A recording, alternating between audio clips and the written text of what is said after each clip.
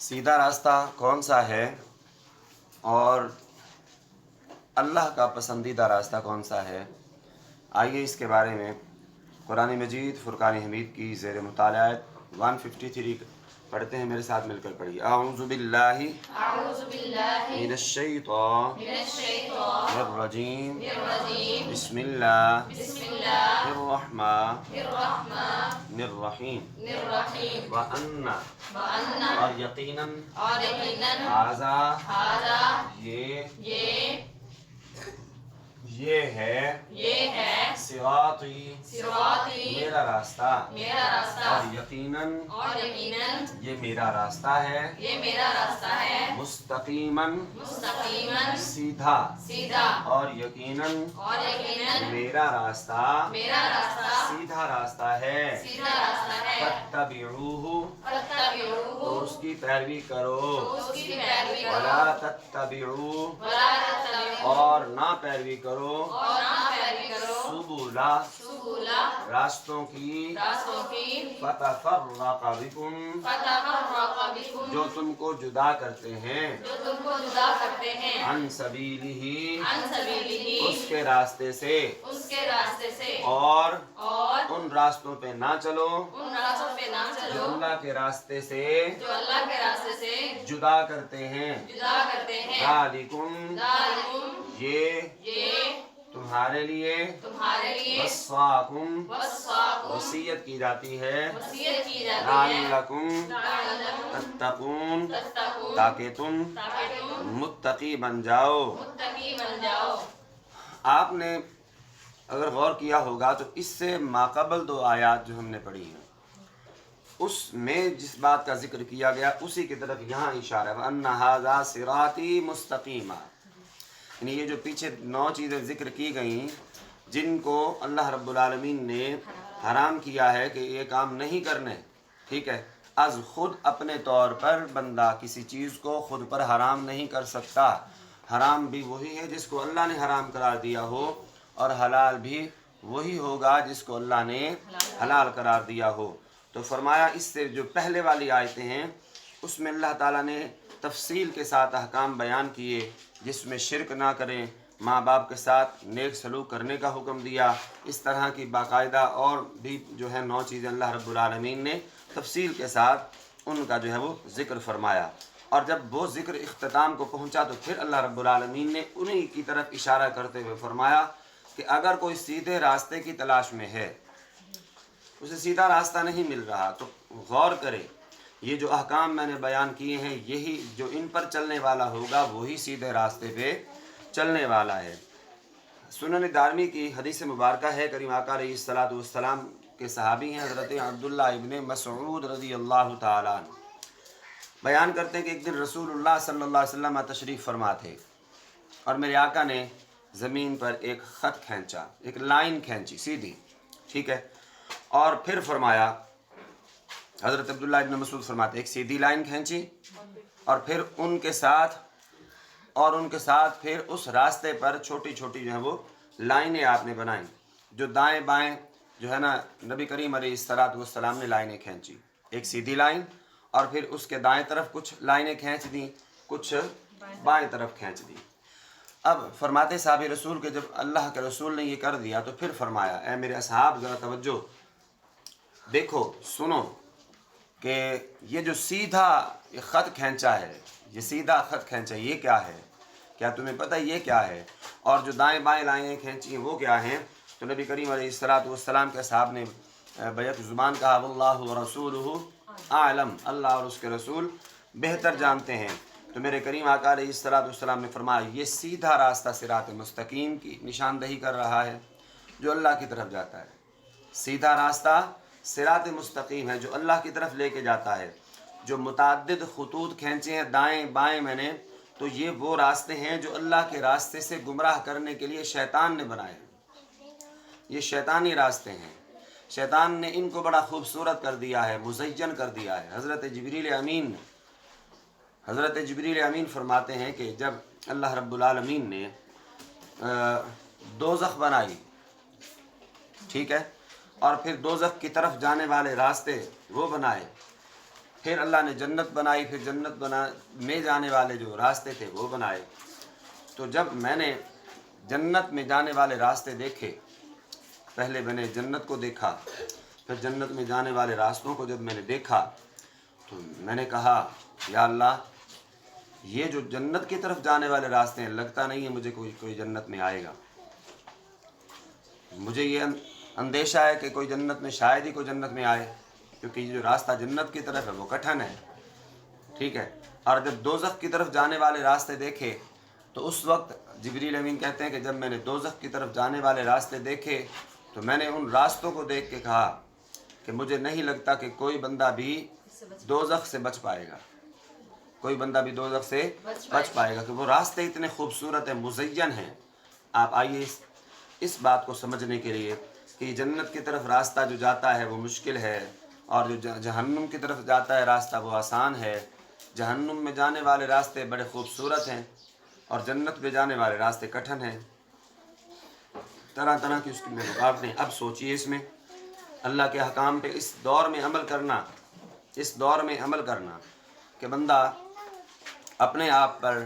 شریعت کے احکام کو لاگو کرے، شریعت کے احکام کو لاگو کرنا چاہے تو بھی نہیں کر پا رہا ہے۔ اب جیسے ہمارے ہاں خوشیاں ہوتی ہیں، اب اس خوشی کے موقع پر ایک وہ بچی جس کو خرچی بھی 10 روپے ملتی ہو، آپ اسے بھی دیکھ لیں کہ وہ بھی ایک جناب بن ٹھن کے پھر رہی ہوگی۔ آپ دیکھ لیں ایک 15 سالہ بچی بیوٹی پارلر سے تیار ہو کے آ رہی ہے، اب وہ معیوب سمجھ رہی ہے، کیا سمجھ رہی ہے؟ اس بات کو وہ معیوب سمجھتی ہے کہ میں سر پہ دوپٹہ لے کے اس محفل میں جاؤں، حافظات ہی کیوں نہ ہو، اترا ہوا، بال بکھرے ہوئے،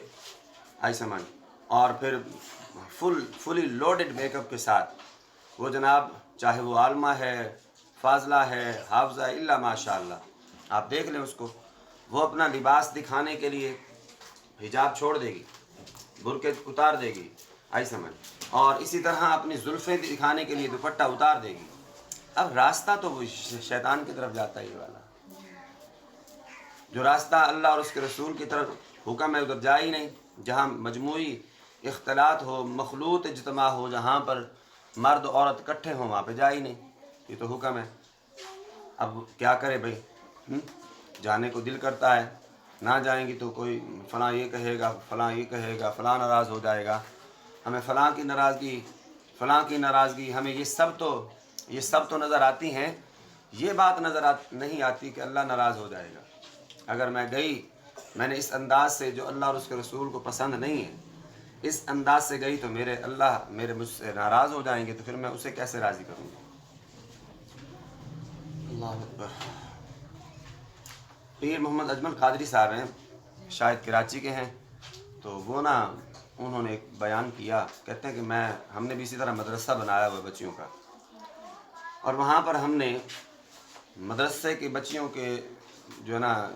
ڈسپلن کو قائم کرنے کے لیے، مسائل کو کم کرنے کے لیے، ہم نے ان بچیوں کے والدین، یعنی والدہ یا والد یا اس کے بھائی، ان کا ہم نے فوٹو کاپی، شناختی کارڈ کی فوٹو کاپی لے کر رکھی ہوئی ہے، اور ہم نے کہا ہوا ہے کہ اگر آپ نے چھٹی لینی ہو بچے کی تو یعنی والد آئے یا بھائی آئے، اس کے علاوہ کوئی بندہ نہیں آئے گا، جو بھی آیا ہم نے بچی کو بھیجنا نہیں ہے۔ کہتے ہیں کچھ دن بعد جو ہے نا ایک شخص کا فون آیا، کہتا کہ نا ہمارے ڈیتھ ہو گئی یا فلاں مسئلہ ہو گیا گھر میں ہمارے، تو میں بھیج رہا ہوں جی اپنے بیٹے کو بھیج رہا ہوں، تو جو ہے نا اس کے ساتھ ہماری بچی کو بھیج دینا۔ تو اجمل قادری صاحب فرماتے ہیں کہ کون سے بچے کو بھیج رہے، بڑے کو چھوٹے کو؟ نہیں، وہ میرے بیٹے تو مصروف ہیں، اس کا کزن ہے وہ آ رہا ہے، وہ اس کو لینے آ رہا ہے۔ تو آپ نے فرمایا کزن کو تو ہم الاؤ نہیں کریں گے کہ اس کے ساتھ بچی بھیجیں۔ کہنے لگا نہیں، ہمیں اس پہ بڑا اعتبار ہے، اس لیے ہم جو ہے نا بھیج رہے ہیں، آپ اس کے ساتھ بھیج دینا۔ تو پھر اجمل قادری صاحب نے جو ایک جملہ کہا، وہ جملہ جو ہے نا ایسے دل میں اترا اس بندے کے۔ آپ نے کہا اچھا، تجھے بچی کے کزن پہ اعتبار ہے، اللہ کو تو اعتبار کیوں نہیں ہے؟ اللہ کو اعتبار نہیں ہے، اللہ اعتبار نہیں کرتا اور تو اعتبار کر رہا ہے۔ اگر اللہ کو اعتبار ہوتا کہ کزن سے اس طریقے سے اگر کزن ملے تو کوئی حرج نہیں ہوتا، تو اللہ تعالیٰ پھر یہ محرم یا غیر محرم رشتے کیوں بناتا؟ اللہ نے منع کیا تو تو اور میں کون ہوتا ہے کہ اس کو ہم اچھا سمجھیں؟ جس کو اللہ ناپسند کرے، اللہ اچھا نہ سمجھے، ہم اسے اچھا سمجھیں، تو یہ اللہ اور اس کے رسول کے حکم سے بغاوت ہے یا نہیں ہے؟ اس لیے فرمایا کہ یہ جتنے بھی معاملات ہیں دنیا کے اندر رہتے ہوئے دنیا سے بچنا، دنیا سے بچنا، یہ دنیا مکر و فریب کا ایک جال ہے، مکر و فریب کا ایک جال ہے۔ میں نے آپ کو مثال دی تھی کہ جب ہم مچھلی پکڑتے ہیں نا، انفرادی طور پر مچھلی کا شکار کرتے ہیں، تو ہم ایک نیڈل، ایک سوئی ٹائپ ہوتی ہے ایسے مڑی ہوئی، ہم وہ لیتے ہیں، اس کے اوپر ہم ایک کیچوا لگاتے ہیں، لگا کے اس کو ہم پانی میں پھینکتے ہیں، اس کے اوپر سوئی کے اوپر کیچوا ہوتا ہے، وہ کیڑا ہوتا ہے، اندر کیا ہوتا ہے، وہ اس کے لیے جال ہوتا ہے۔ مچھلی اس کو پکڑنے کے لیے آتی ہے، مچھلیاں اس کو پکڑنے کے لیے آتی ہیں، جو بوڑھی مچھلیاں ہوتی ہیں پرانی، وہ ان کو اپنے بچیوں کو روکتی ہیں، نہ جاؤ، یہ جال ہے، پھنس جاؤ گی۔ تو کہتے نہیں اتنی بہترین غذا ہیں جی، جیسے ہم کہ بریانی پکی ہوئی ہے، اتنا مال ہے وہاں پہ، میں نے تو جانا ہی جانا ہے۔ ماں روک رہی ہے، باپ روک، استاد روک رہا ہے، اور ہم جا کے استاد کی شکایتیں گھر جا کے بتاتے ہیں، استاد بےعزتی کیتی آئی، استاد منع کر رہا ہے تو یہ نہ کرو، وہ نہ کرو، یہ شکار ہے، یہ شکاری بیٹھا ہے آپ کو شکار کرنے کے لیے، ہڑپنے کے لیے بیٹھا ہے۔ ہم سمجھتے ہیں نہیں ایسا تو کچھ بھی نہیں ہے، وہ تو بہت اچھا ہے، فلاں فلاں فلاں، اس طرح وہ اس کی بات نہیں مانتی۔ مچھلی جاتی ہیں، جیسے ہی اس کو منہ ڈالتی ہیں کیچوے کو، تو وہ جیسے ہی اندر منہ میں جاتا ہے تو وہ چونکہ نوکیلا ہوتا ہے، وہ فوراً جبڑے کو جکڑ لیتا ہے۔ اب باوجود کوشش کے، ہزار کوشش کے، وہ مچھلی اس جبڑے سے اس سوئی کو نکال اور وہ شکاری کا شکار بن جاتی ہے۔ ہماری بچیوں کا حال بھی کچھ ایسا ہی ہے کہ وہ چکنی چپڑی باتوں میں آ کے کئی ایسے شکاریوں کے شکار میں پھنس جاتی ہیں، پھر اس کے بعد ہوتا کیا ہے کہ پلٹنے کے لیے، واپس جانے کے لیے کوئی راستہ باقی نہیں بچتا۔ تو یہ کیوں پھنستا؟ کیونکہ اس نے اللہ کے احکام سے بغاوت کی ہے، اللہ کے حکم کو مانا نہیں ہے۔ اس لیے میرے آقا نے فرمایا یہ شیطانی راستے ہیں، بڑے خوبصورت ہیں، مزین، ایسے حسن و شباب ادھر جھلک رہا ہوگا، شیطان بلا رہا ہے آ جاؤ، اور ہمارا جوان، ہمارے نوجوان لڑکے لڑکیاں اس کی طرف انٹریکٹ ہو رہے ہیں، اور جو ادھر چلا گیا شیطان کے ہاتھ میں آ گیا، شیطان پھر ان کو ایسا بہکاتا ہے کہ اللہ کے راستے سے دور جہنم کے راستے پر دھکیل دیتا ہے بندے کو۔ سمجھ میں آ رہی ہے؟ اس لیے اللہ نے یہاں پر منع فرما دی، وَلَا تَتَّبِعُوا السُّبُلَ فَتَفَرَّقَ بِكُمْ عَنْ سَبِيلِهِ۔ تو جتنے بھی اور راستے تمہیں نظر آئیں ان راستوں پہ نہیں چلنا۔ کیوں؟ کہ یہ وہ راستے ہیں جو تمہیں اللہ کے راستے سے جدا کر دیں گے، دور کر دیں گے۔ میں نے مثال دی تھی کہ سرگودا جانے کے لیے یہ ایک سیدھی سڑک جا رہی ہے، اور اس کے دائیں بائیں مختلف سڑکیں مڑ رہی ہیں، اور بڑی خوبصورت ہیں، سبزہ اگا ہوا ہے، بڑی جناب پارکنگ ایریا بنا ہوا وہاں پر، خوبصورتی خوبصورتی۔ اور ہم کہیں گے اس سائڈ سے جاتے ہیں، یہ راستہ آسان ہے، خوبصورت ہے، ہم پھر سرگودے پہنچ جائیں گے۔ ہم جیسے ہی دائیں مڑیں گے اس کو دیکھ کے، قیامت تک ہم کبھی سرگودے نہیں پہنچ پائیں گے، کیونکہ ہم نے سیدھے راستے کو چنا ہی نہیں ہے، منتخب نہیں کیا، ہم الٹا راستہ منتخب کر بیٹھے۔ تو فَتَفَرَّقَ بِكُمْ عَنْ سَبِيلِهِ، جس نے ہم اللہ کے راستے سے جدا کر دیا۔ پھر فرمایا یہ جو باتیں کی جا رہی ہیں یہ اللہ رب العالمین کو اس کا کوئی فائدہ نہیں۔ ذَلِكُمْ وَصَّاكُمْ، یہ تمہیں وصیت کی جا رہی ہے، کس لیے؟ لَعَلَّكُمْ تَتَّقُونَ، تاکہ تم متقی بن جاؤ، پرہیزگار بن جاؤ، تاکہ تم اللہ سے ڈرنے والے، متقی اور پرہیزگار بن جاؤ۔ جب متقی بن جائے گا بندہ تو پھر اللہ تعالیٰ اس کو پسند فرماتا ہے، اور پسند فرمانا کیسا ہے کہ اللہ پھر فرشتوں میں اعلان کرتا ہے، جبریل کو بلا کے اللہ فرماتا ہے جبریل میں فلاں بندے سے محبت کرتا ہوں، تو بھی اس سے محبت کر، اور تمام فرشتوں میں اعلان کر کے اللہ تعالیٰ فلاں بندے کے ساتھ محبت کرتے ہیں۔ وہ کون ہیں؟ لعلکم تتقون، متقی جو پرہیزگار ہیں ان سے اللہ تعالیٰ محبت کرتا ہے۔ اللہ تعالیٰ ہمیں بھی اپنی محبت میں سے حصہ نصیب فرمائے، اپنے کرم سے ہمیں بھی مالا مال فرمائے۔ باقی دعوانا